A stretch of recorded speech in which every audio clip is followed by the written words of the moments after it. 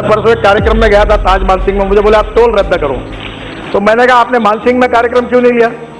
अगर मानसिंह में कार्यक्रम लिया है तो पैसा देना पड़ेगा। फुकट में है तो रामलीला मैदान पे बैठो ना। आपको किसने मना किया? एक पेंडाल डालो, लाउड स्पीकर लगाओ और बैठो। हमारा काम यह है कि जो राज्य कमजोर है उनको ज्यादा पैसे देना, जो धनवान है वहां से इकट्ठा करना। इसमें क्या गलत है?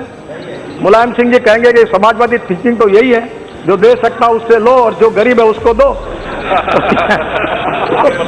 कि मैं बहुत साफ बोलने में कभी कभी मुझसे तकलीफ भी होती है, पर टोल जिंदगी भर बंद रद्द नहीं हो सकता। पूरा वर्क प्राइवेट कॉन्ट्रैक्टर करता है, फिर पूरा रोड बनाता है और फिर वो टेंडर में लिखता है कि मैं 15 साल 8 महीने टोल लूंगा, फिर दूसरा बोलता है मैं 14 साल 3 महीने लूंगा। जिसकी ऑफर सबसे अट्रैक्टिव होती है उसको अवार्ड मिलता है। अब ये टोल लगता है आपको, आप शायद मुझे अच्छा कहे या बुरा कहे, इस टोल का जन्मदाता मैं हूं और इसलिए मैं इसके लिए गाली भी खाता हूं। तो ये मुंबई में जब मंत्री था, नहीं पर आप इसको समझ लीजिए कि ये मुंबई में जब मैं मंत्री था तो NHAI का, मैं महाराष्ट्र का पहला प्रोजेक्ट ठाणे भिवंडी बाईपास, ये मैंने टोल रोड बनाया था।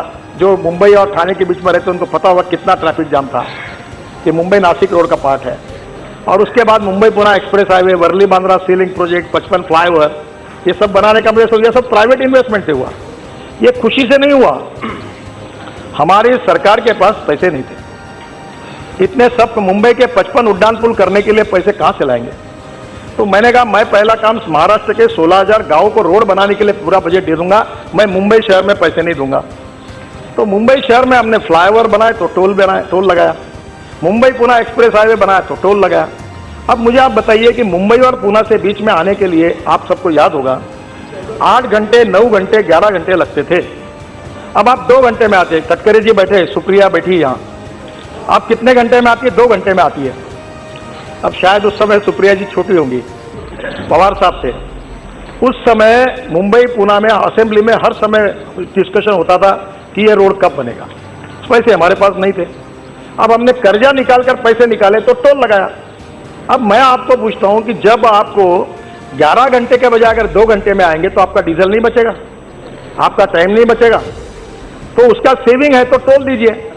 और इसलिए आप कुछ भी कहते रहिए, सरकार के पास पैसे नहीं है। जब तक आपको अच्छे रोड चाहिए तो आप, if you want good services you have to pay for it. मैं परसों एक कार्यक्रम में गया था ताज मानसिंह में, मुझे बोले आप टोल रद्द करो। तो मैंने कहा आपने मानसिंह में कार्यक्रम क्यों नहीं लिया? अगर मानसिंह में कार्यक्रम लिया है तो पैसा देना पड़ेगा। फुकट में है तो रामलीला मैदान पे बैठो ना। आपको किसने मना किया? एक पेंडाल डालो, लाउड स्पीकर लगाओ और बैठो। जब तुमको वहां फुकट में है, पर आपको अच्छे जगह बैठना है, एयर कंडीशन में बैठना है, अच्छी चेयर चाहिए तो पैसे देने पड़ेंगे। फुकट में कैसे होगा? अब सरकार के पास पैसे नहीं है सर, सरकार कोई भी पार्टी के। अगर बड़े शहर के दिल्ली का रिंग रोड 15,000 करोड़ का अगर मैं अपने बजट से बनाऊंगा तो हिमाचल प्रदेश में, अरुणाचल, मेघालय, त्रिपुरा में जहां टोल नहीं मिलता वहां रोड के लिए पैसा कहां से आएगा? अगर नॉर्थ ईस्ट में मैं 2 लाख करोड़ खर्चा करना चाहता हूं तो मैं दिल्ली में टोल लगाऊंगा, मुंबई में टोल लगाऊंगा, सूरत में टोल लगाऊंगा, अहमदाबाद में टोल लगाऊंगा, कलकत्ता में टोल लगाऊंगा।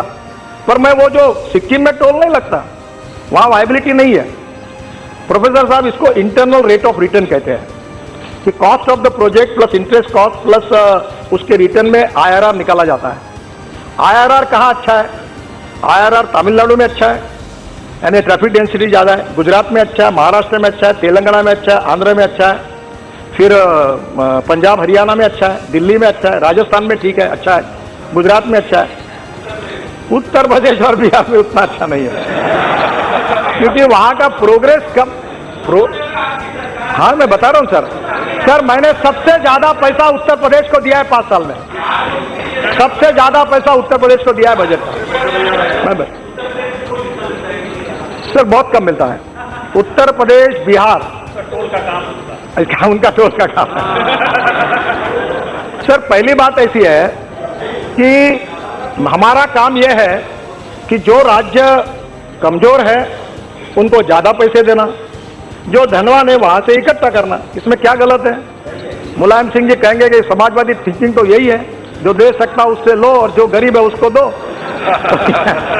तो पहली बात तो ये टोल के, आपको एक बात बिल्कुल समझ लीजिए कि मैं बहुत साफ बोलने में कभी कभी मुझसे तकलीफ भी होती है, पर टोल जिंदगी भर बंद रद्द नहीं हो सकता। हाँ, उससे कम ज्यादा कंसेशन हो सकते हैं,